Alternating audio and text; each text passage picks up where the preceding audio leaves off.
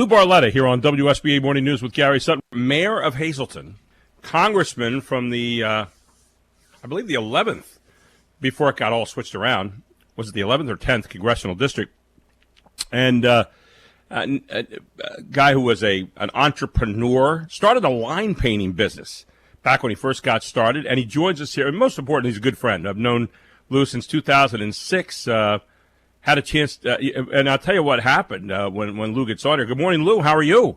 Good, Gary. Nice to talk to you. Hey, it's great to have you in this morning. Lou and I were on a stage last week, and we were doing a question and answer period back and forth. But I had to ask you, I said, when we first met, it was 2006, and you were this mayor of Hazelton, Pennsylvania, that, it's an important job, but to people nationally, it really wasn't that important, I guess, at the time, except that you kind of stepped out and started talking about illegal aliens coming in the country and the effect it was having on your community, and that's where you and I first met. Just tell people very quickly, kind of recap where you were at that particular time and the journey it's taken you on up to the present moment. Sure, I was mayor of Hazelton, and during that time, Gary, we saw a huge increase of illegal immigration into Hazelton, which was amazing since we're 2,000 miles away from the nearest southern border, and it was affecting everything of a small town, our budget, our schools, our hospitals, crime, police, I mean, you name it. I asked for help to the federal government. I went to the Department of Justice. They really weren't interested, and I created the first ordinance in the country dealing with the problem of illegal immigration to try to defend our city. And I was sued by the ACLU and illegal aliens, and the battle went all the way to the Supreme Court and became not only a national interest, but there was global interest, because this was the first time somebody was actually trying to stand up and do something. Did you ever imagine it would take you on this journey that you've been on since then? I mean, you've been a congressman, you ran for Senate. I hear a little skew for him on the trail. So, did you ever imagine all that would happen as a result of taking a stand? No, never. I never thought outside the boundaries of Hazelton. I was just trying to do something because no one else would do anything. I couldn't find a congressman or a senator or anyone in Washington that really cared. So I was just trying to do something to protect Hazelton. It was amazing. Right after I introduced the ordinance, I went to City Hall, and City Hall was surrounded by satellite trucks literally around the whole building, and I was wondering what happened, not realizing that it was me, and the ordinance created such interest, and it really drew me to Donald Trump because he was the first person that was labeled a racist, a bigot.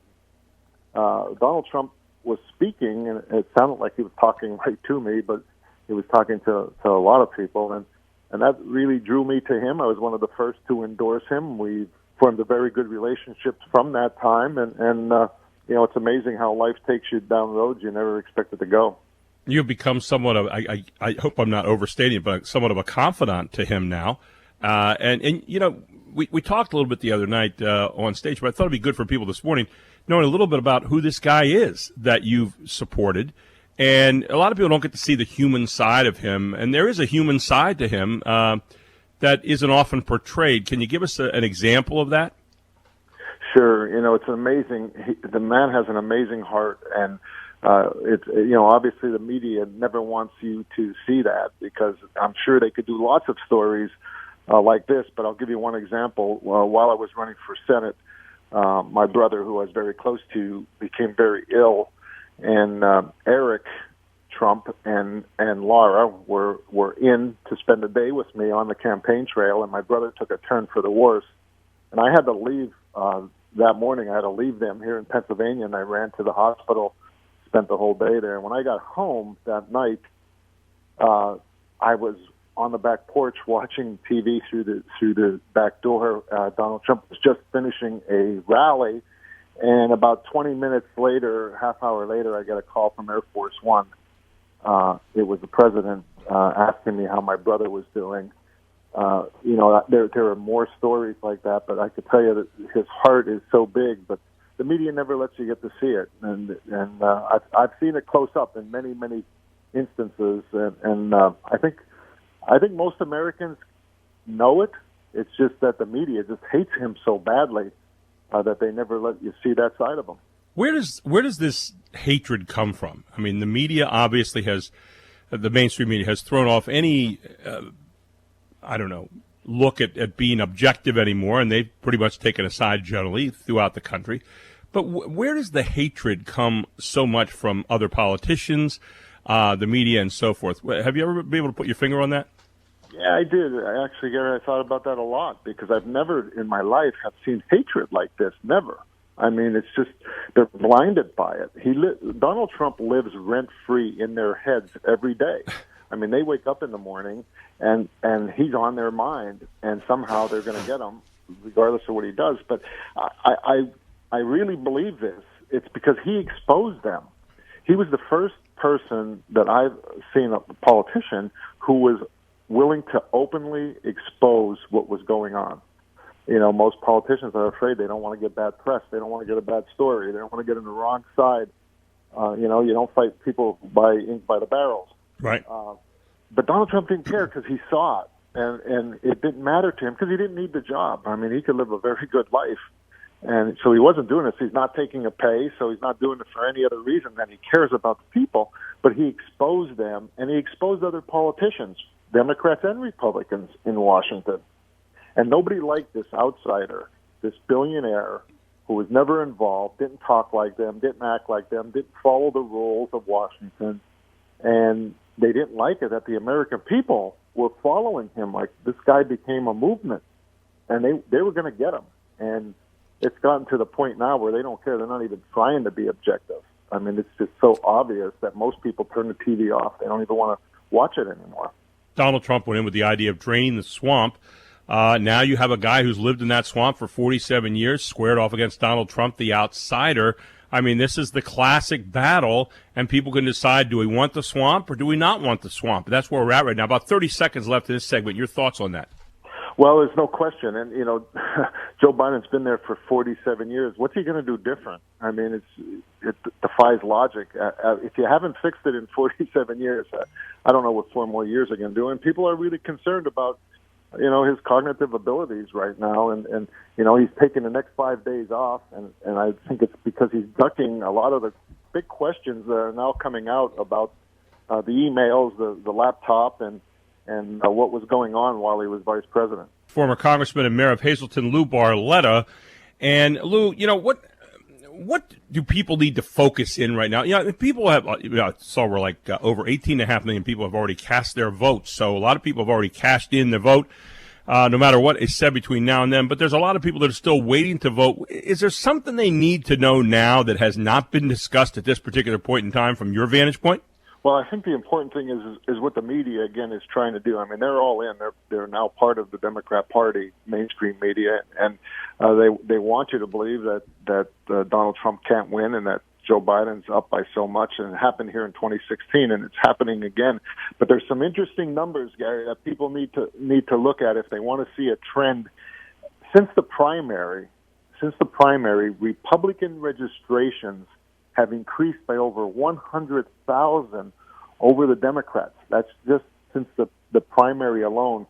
And since 2016, since Donald Trump has become president, Republican registrations have increased in Pennsylvania by 200,000, over 200,000 more Republicans than Democrats registered. So I think you're seeing a trend where many people don't feel part of that party any longer because they've gotten so extreme, they've gotten so far to the left that they're not staying Democrat and voting Republican. They don't even want to keep their registration as a Democrat. So this race is much, much closer than anyone thinks. And I think we're all concerned about the mail-in ballot, mail-in voting, and we should be because I think there's going to be chaos election day caused by this. But this race in Pennsylvania, it will come down to Pennsylvania once again. What issue do you think people need to be aware of right now the most in voting? I mean, Americans aren't trusting their institutions very much right now. They have a lot of questions about it. Obviously, a lot of questions about COVID and all those kind of things, but a lot of questions about our very processes by which we elect people, the truthfulness of Washington. I know you were frustrated a lot of times down there in the Congress. What issue right now do you think is first and foremost for Americans? Well, I think, it, and it just really showed its head. I mean, I used to say, the Second Amendment was one, it's obvious the Democrats literally want to take your Second Amendment away from you. But what's really shown its head now, Gary, just recently, is our First Amendment. Who would ever think our freedom of speech? I mean, when you have Twitter and you have big tech companies willing to shut down speech literally because they don't like what you're saying or what you're supporting, what kind of country are we becoming? I mean, we're really literally talking about a third world country where you have one party that wants to take you to socialism, and then you have the media who's going to buy in, or big tech rather, who wants to buy in and control what you can hear and what you can say. People should be frightened to death of that. I mean, why is America so great? Because we're free. Because we're right. free. We have freedom. And we've watched it over this COVID.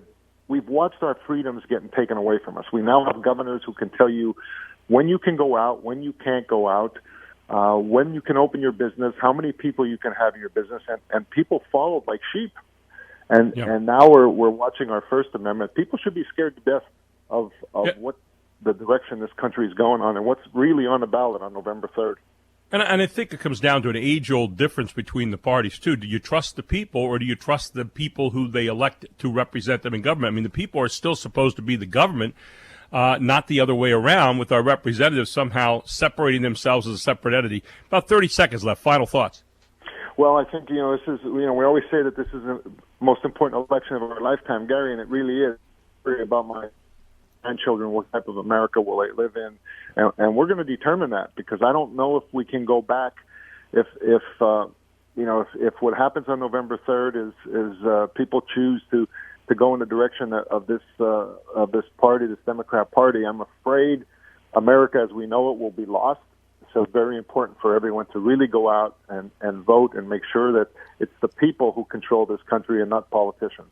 Lou Barletta, thanks so much for joining me this morning. Always good to talk to you, my friend, and we'll talk again very soon, I'm sure before the election, I hope, and be safe out there on the campaign trail. Okay, thanks, Gary. You take care. Always a pleasure, Lou. You too. Lou Barletta here on WSBA Morning News with Gary Sutton, where it is 7:24.